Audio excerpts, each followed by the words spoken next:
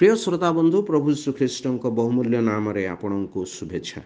पवित्र बाइबल जौन लिखित सुसमाचार 15 अध्यायर 6 पदरे प्रभु श्रीकृष्ण एहीपरि कहते, केही जेबे मोठारे न रहे ताहले से शाखा परी बाहरे पकाई दिया जाए और सुखी जाए। पुणी लोके सेगुड़ाक एकाठी करी निआरे पकाई दियंती और सेगुड़ाक पोड़ी जाए। प्रभु श्रीकृष्ण द्राक्षालता, पुणी विश्वासी माने शाखा अटंती।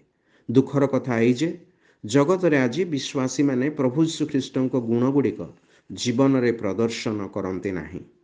एही कारणरू सुसमाचार प्रचार करागले अनेक विश्वास करते नाही।